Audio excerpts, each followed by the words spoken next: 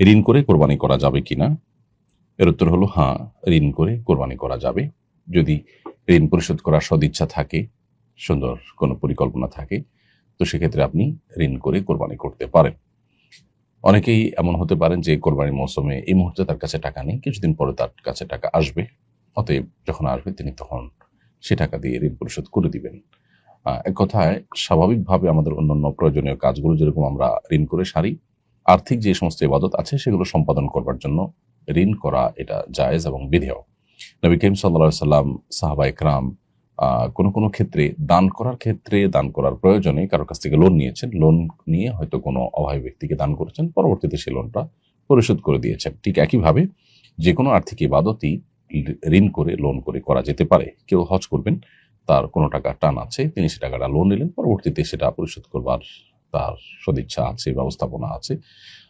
তিনি লোন পরে পরিশোধ করে দিলেন, তাতে তার হজ যেরকম আদায় হয়ে যাবে, কোরবানিও ঋণ করে আদায় করলে আদায় হয়ে যাবে। তবে কারোর যদি কোরবানির দিনগুলোতে কোরবানি করার জন্য নেশা পরিমাণ সম্পদ না থাকে, তাহলে সেক্ষেত্রে তার উপরে কোরবানি করা আবশ্যক নয়। এরপরে তিনি যদি নফল হিসাবে ঋণ করে করতে চান, সেই সুযোগ তার আছে।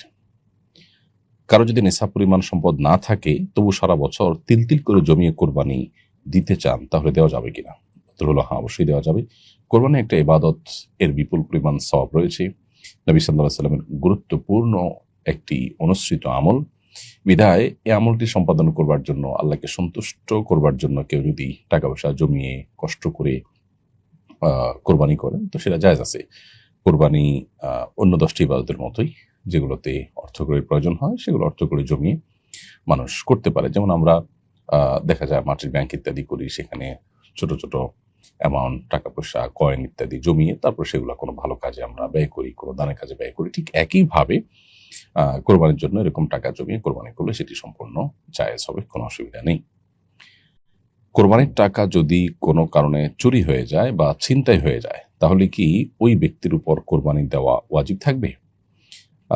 কোরবানি করার জন্য যে টাকাটা আপনি রেখেছেন, সে টাকাটা যদি চুরি হয়ে যায়, ছিনতাই হয়ে যায়, বা কোরবানির পশুটাই ছিনতাই হয়ে গেল, কোরবানির পশুটাই চুরি হয়ে গেল, তাহলে আপনার উপরে কোরবানি আবশ্যক হবে কিনা? উত্তর হলো, যদি আপনার কোরবানির টাকা চুরি হওয়ার পর, গচ্ছা যাওয়ার পরও আপনার কাছে যে সম্পদ থাকে সেটা দিয়ে কোরবানি আপনার উপরে ওয়াজিব হয়, অর্থাৎ নেশা পরিমাণ সম্পদ যদি তারপরও থাকে, তাহলে আপনাকে কোরবানি অবশ্যই করতে হবে, এবং যে টাকা আছে সেটা দিয়ে আলাদা করে পশু কিনে আপনাকে কোরবানি করার দায়িত্ব নিতে হবে এবং ব্যবস্থা করতে হবে। কারণ চুরি হওয়ার পরও আপনার কাছে নেশার পরিমাণ সম্পদ আছে এবং কোরবানি আপনি এখন বাস্তবায়ন করেন নাই। সো আলাদা করে যে টাকা আছে সে টাকা দিয়ে কোরবানির পশু কিনে আপনি কোরবানি করবেন। এখন প্রশ্ন হলো, যে টাকাটা চুরি হয়ে গেল, ছিনতাই হয়ে গেল, বা পশুটা চুরি হয়ে গেল, ছিনতাই হয়ে গেল, তো সেটা কারণে তো আমার লস হয়ে গেল। উত্তর হলো, সেটার সব পরিপূর্ণভাবে আপনি আল্লাহর কাছে পাবেন।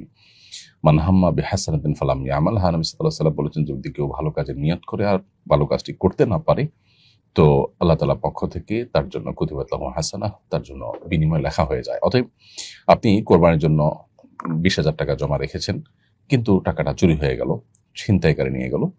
যেহেতু আপনি এটা ভালো কাজের জন্য রেখেছেন, ভালো কাজে ব্যবহার করতে না পারলেও আপনার এটা সেই অর্থে লস হবে না, বরং এর সব আপনি আল্লাহর কাছে পাবেন। আর পরবর্তীতে নেশা পরিমাণ টাকা থাকলে সেটা দিয়ে যদি আপনি কোরবানি করেন আলাদা করে, তাহলে সেক্ষেত্রে তার মূল সব তো আপনার কাছে থাকছেই।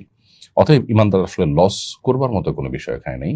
দুই দিক থেকেই আপনি ইনশাআল্লাহ আপনি আল্লাহ তাআলার কাছ থেকে আজর লাভ করবেন। আর যদি চুরি বা গচ্ছা যাওয়া টাকা যাওয়ার পর আপনার নেশা পরিমাণ আর টাকা না থাকে, ধরুন আপনার ছিলই ৮০-৮৫ হাজার টাকা, সেখান থেকে ৩০,০০০ টাকার কোরবানির জন্য রেখেছেন, সে টাকাটা চুরি হয়ে গেল, তাহলে যা আছে তা দিয়ে তো আর নেশা পরিমাণ সম্পদ তো আর নাই। অতএব সেটা কারণে কোরবানি আপনার উপর বর্তাবে না। তাহলে খোলাসা কথা হলো, চুরি বা গচ্ছা যাওয়ার পর যদি নেশা পরিমাণ টাকা থাকে, তাহলে আলাদা করে কোরবানি করতে হবে, আর হারানো টাকার সওয়াব আল্লাহর কাছে আলাদা করে আপনি পাবেন।